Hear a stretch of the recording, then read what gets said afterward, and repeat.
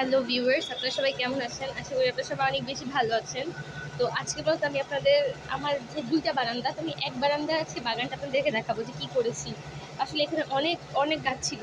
কিন্তু মূলত আমি সব গাছগুলো ছাদে রেখে এসেছি। মানে অনেক বড়, বড় গাছ ছিল, মেহেদি গাছ ছিল, তারপর হচ্ছে অ্যালোভেরা, তারপর হচ্ছে হাসনা হেনা গাছ, তারপর হচ্ছে আরও অনেক গাছ, মানে অনেক হিউজ লেভেলের গাছ ছিল। তো ওগুলো হচ্ছে আমি ছাদে রেখে এসেছি। ওখানে হচ্ছে আর কি গাছগুলো। তো মূলত আপনাদেরকে এক বাগানে যে যতগুলো ছোটো ছোটো গাছ ছিল, খুব ইন্টারেস্টিং গাছ রয়েছে, এগুলো আপনাদের কাছে দেখাবো এবং আমাদের সাথে শেয়ার করবো।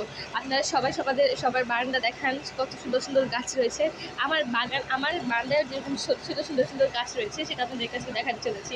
তো চলেন প্রথমে শুরু করি এই করলা গাছ দিয়ে।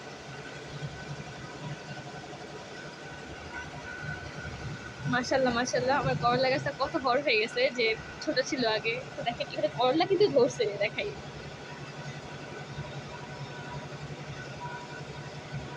ওই যে দেখা যাচ্ছে ছোট একটা ফুল দাঁড়ানো, জুম করে দেখাচ্ছি।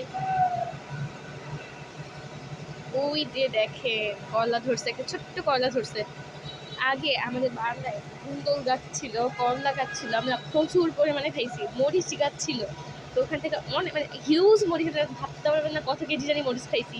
তারপর হচ্ছে ধুন্দল ছিল, করলা ছিল, অনেক অনেক অনেক করলা খেয়েছি আমাদের বারান্দা থেকে। একটু ভিউ দেখে আপনাদের তারা।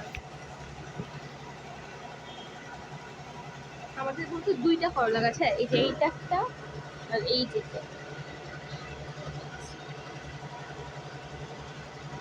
তো এই 2টা হচ্ছে করলা গাছ। তারপর এই যে দেখেন এখানে একটা ছোট্ট অ্যালোভেরার মতো দেখা যাচ্ছে, কিন্তু এটা অ্যালোভেরা গাছ না, এটা হচ্ছে একটা অ্যালোভেরার মতো একটা পাতাবাহারি গাছ।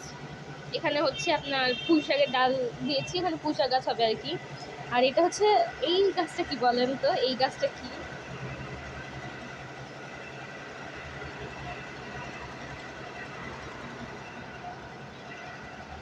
চিনতে পারছেন কি এই গাছটা? এটা কিন্তু এই গাছ ধনেপাতা গাছ, এই যে বিলাতি ধনেপাতা। এই গাছে থেকে আমরা কয়েকদিন আগে ধনেপাতা পেরে খেয়েছি, 4-5টা বা অনেকগুলোই হয়েছে। তো মূলত 4-5টা হয়েছে, এটাই অনেক। আমাদের বারান্দাতে ধনেপাতা 4-5টা হয়েছে, এটাই অনেক। আমরা 2 দিন ধরে ধনেপাতাগুলো খেয়েছি। তারপর এখানে হচ্ছে পুঁই শাক গাছের ডাল, ওখানেও পুঁই শাক গাছের ডাল। এখানে হচ্ছে নয়নতারা গাছ মূলত।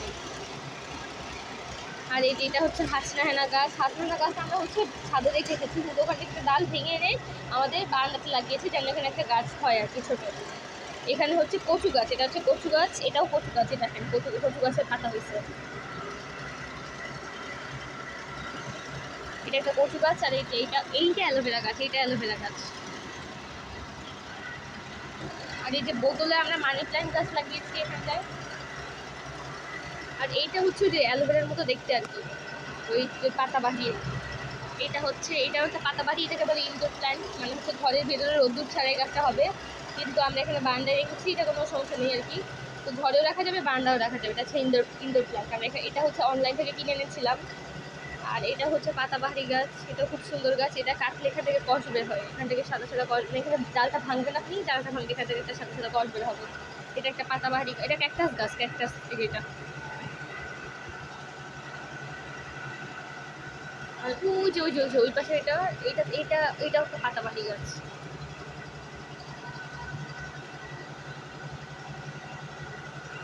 এইটার ডালটা ভাঙলেও কিন্তু একটা সাদা সাদা কষের মতো বের হয়।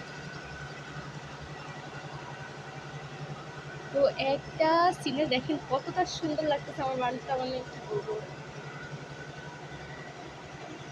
আপনারা কিন্তু একদম নজর দিবেন না। আচ্ছা দেখেন এই গাছটা আপনার খুব সাবধানে ধরবেন, হ্যাঁ। এই যে এই ধনে পাতা গাছে এখানটায় কিন্তু অনেক কাঁটা থাকে। একটু আগে আমার এই গাছটা ধরতে যেয়ে হাতে কাঁটা বিঁধে গিয়েছে। কতটা সুন্দর দেখেন, মাত্র একটা পাতা রয়েছে। কয়েকদিন আগেও আমরা অনেকগুলো 7-8টা পাতা আমরা খেয়েছি এখান থেকে। মূলত আমাদের বারান্দাটা মাশাআল্লাহ এত সুন্দর, মানে আমাদের বারান্দায় এত রকমের গাছ রয়েছে। এই বারান্দাতে রয়েছে, ওই বারান্দাতে রয়েছে, ছাদে রয়েছে। আমরা অনেক সবজি খেতে পারি এই বারান্দা থেকে। তো আপনারাও ঢাকা শহরে গাছ লাগাবেন, কারণ কি আমাদের গাছের যে একটা সমস্যা, মানে আমাদের অক্সিজেনের যে একটা প্রবলেম বা যে গ্রিন হাউস ইফেক্টটা পড়ছে, মূলত এই গাছের অভাবেই কিন্তু। তো গাছ যদি আমাদের কিছু অক্সিজেন দেয়, আমরা কিছু করে বেঁচে থাকতে পারবো। তো এটা আমাদের জন্য অনেক বেশি ভালো। আপনারা মাঠে গাছ লাগানোর চেষ্টা করবেন, আপনারা সবজিও খেতে পারবেন, পৃথিবীকেও বাঁচাতে পারবেন। তো আজকের মতো এখানেই, আল্লাহ হাফেজ। আপনারা সবাই অনেক ভালো থাকবেন, সুস্থ থাকবেন। আল্লাহ হাফেজ।